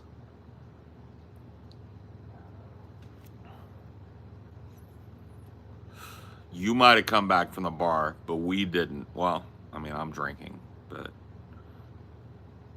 what the fuck? I'm not doing it, dude. That sounds like a fucking Ligma. I'm not reading it. It sounds like a Ligma setup, bro. I'm not reading it.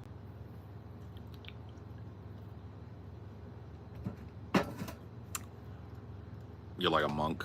Well, sometimes monks aren't chill, though. Sometimes monks are crazy, bro. I don't know.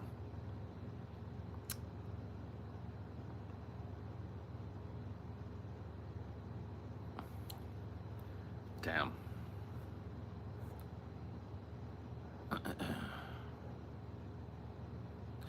Mickey's 40, bro. Oh, no.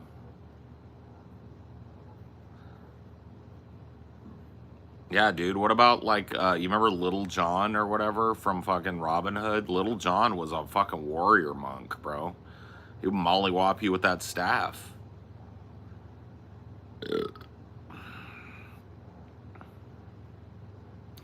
Nope, not gonna do it, Phoebes. Not gonna do it. You can't get me with that shit, dude.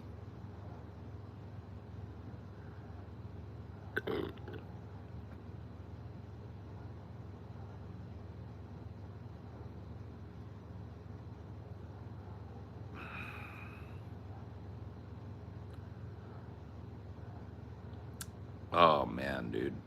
Whoa. Yeah, I haven't eaten at all today. I should probably correct that mistake. Because, like, 3 beers has put me on my booty. That's what'll happen if you don't eat and then you drink on an empty stomach. It makes you a cheap date, bro. 3 beers has put me on my booty. I'm ready. I'm ready to go.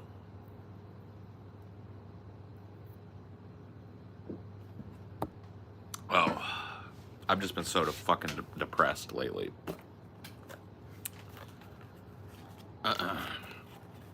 This fucking heat and the sun. Like, I have seasonal fucking affective disorder or whatever they call it. But I have a seasonal affective disorder around being too fucking hot to leave the house. So, like, when it's summer and it's hot and there's pestilential fucking swarms of flies all over everything, I just struggle to feel like a normal human fucking being. I really do, dude. It's a struggle for me to just feel like a normal human being. That's why I got to get out of this climate, bro. Me and my wife, you know, not to reveal anything, but we're looking to get out of this fucking climate permanently and to never return, because it fucking destroys me, bro. The heat, the oppressive fucking constant heat. It's the middle of October and it's still over 100 fucking degrees. Fuck that. I gotta go, bro. I gotta go. And it's gonna be the second time in fucking 4 or 5 years that I've moved due to climate change. I left fucking the deep south because of the hurricanes. You know, that was the main reason why me and my wife got the fuck out of Dodge, out of Louisiana, because of the goddamn hurricanes. We landed here in Central California where I grew up because I have roots here and I thought it would be a good place to live. And this place is just dying. It's 100 fucking degrees every single day for 7-8 months a year. It's fucking insane. It's unlivable, bro. And it really fucks with my mentality when I can't go outside. I can't be comfortable. And it's just swarms of flies and black widows. It's fucked. I gotta go. I gotta get the fuck out. Yeah, I know. It's just like I might go to a place and then live there for 10 years and watch it degrade like this place has. You realize, like, the place I'm living in right now, they used to describe it as a Mediterranean climate. Central California was described as a tropical or Mediterranean type climate. Hot, but temperate. That's what I was raised in. I was born in 1980 in Madera, California. That's what this place was like. Now it's a straight up fucking desert. Straight up. There's no arguing about it anymore. People are squirting water on their lawns to try and pretend they don't live in the deep desert.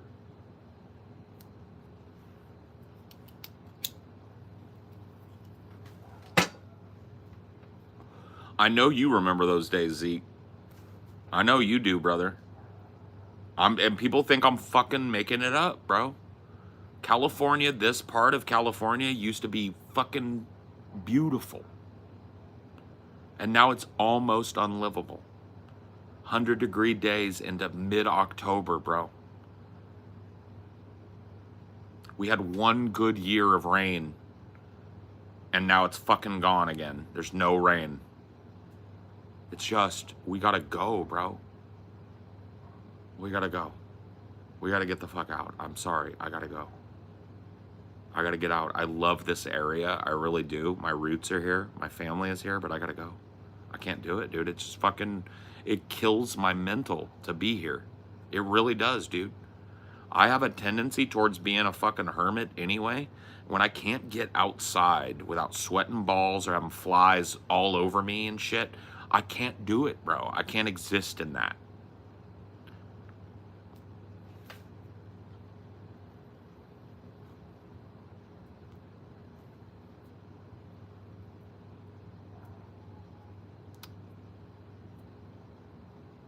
Which state has the best tax rates? There are a ton of states that have like tax haven status, right? So like it's kind of weird. Right north of California, you got Oregon. They have no state sales tax, right? And then right north of that, you got Washington. They have no state income tax. So people that live right on the border double dip that shit, bro. That might be a smart place to live, right on the border of Washington and Oregon. I don't know what cities are right there in striking distance, but if you do all your shopping in Oregon and keep your residency in Washington, you're basically paying less taxes than anybody in the fucking world, bro. Or at least in the United States, bro.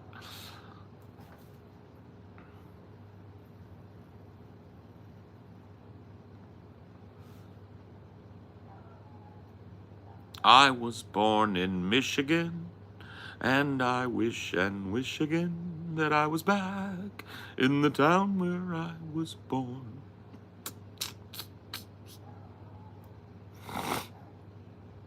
It's dope. I love not having sales tax here. Yeah. Wow. I gotta tell you, next Paul's ego move, though, I told people way too much about where I was moving to or trying to move to this last time. I should be there. It's so fucking sad that I'm not there. I gotta fucking get over it. You know, I need to remember the Tao because my expectations were shattered, and it was those expectations that shouldn't have existed, that I shouldn't have allowed to build up, that are still causing me pain. Like, there's no fucking functional reason why I shouldn't be in that beautiful little town I was trying to move to. It just makes no sense to me, and it feels so unfair. But I have to get over that. And I'm telling you guys right now, when I do, you guys ain't gonna know shit about shit. If I swear to God, dude, I'm putting the Kirks on a vow of silence, bro. I have not mentioned the name of the fucking city that they live in all this time. They will do me the same fucking courtesy. They're not gonna slip up and say where I'm living. Because I don't want people to know. I want my fucking anonymity back, bro. I want people to not to have to fucking go like, when they ask where I fucking live, bro.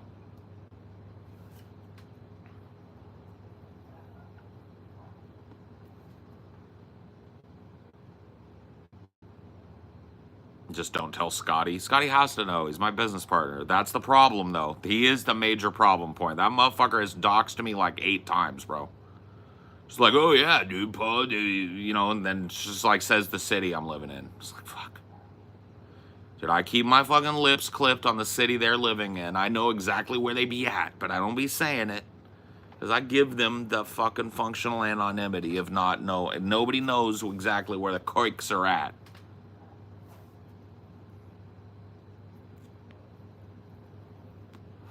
Every fucking time, yeah. Dude, every time. Every time I've tried to move somewhere, Scotty eventually just like has to say it. Whatever, it's just Scotty. I love Scotty. But I'm vow of silencing those motherfuckers. When I move, there's gonna be a whole ass meeting where I'm just like, guys, you cannot tell people where I'm at. I do not want critique or commentary about my fucking town anymore. I just don't want it.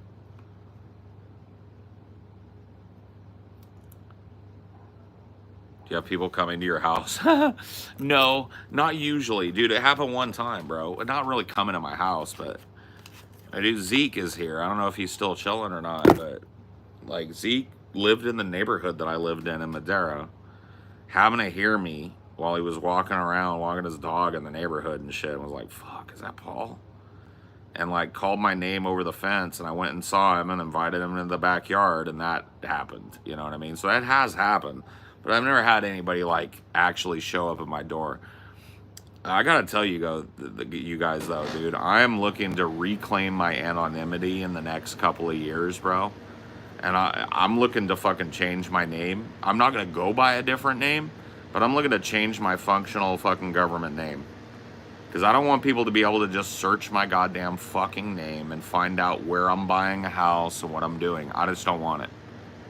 So I'm looking to fucking get my name changed to something else that nobody will fucking know. Even my fucking business partners won't need to know that. I guess eventually they will. So I'll have to swear them to silence on that shit too.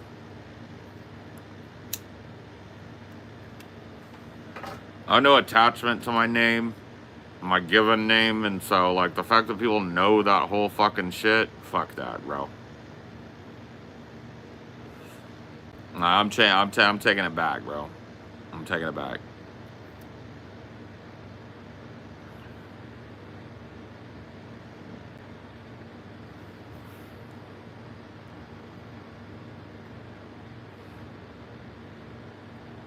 Paul Malarkey. Yeah. Good one. Good one.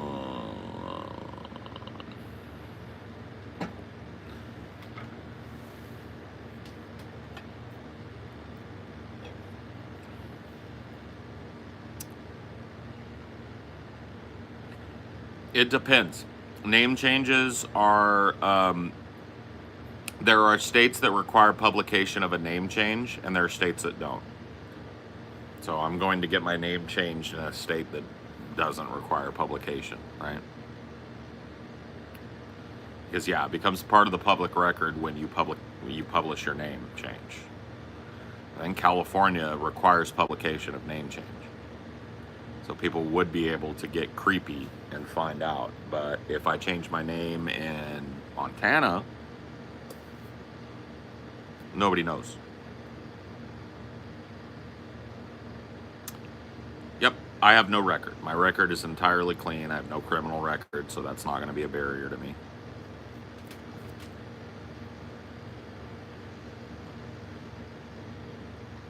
Zeke Malarkey, yeah, that's you.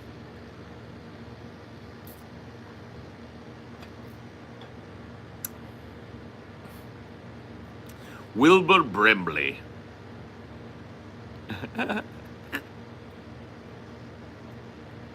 Would you have to establish legal residence there first?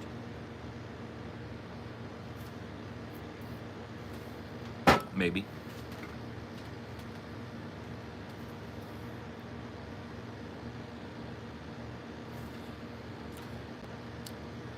Horatio Funkenstein.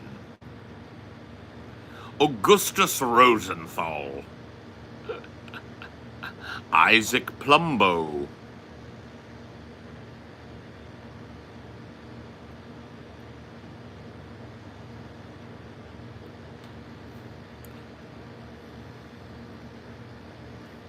Son Goku, yeah.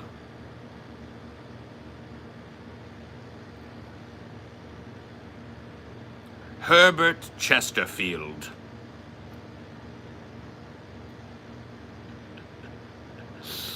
Herbert Chesterfield coming to you live once again. Drew Peacock. Yeah. Andrew Peacock. Would I go by Drew? Herbert McBean.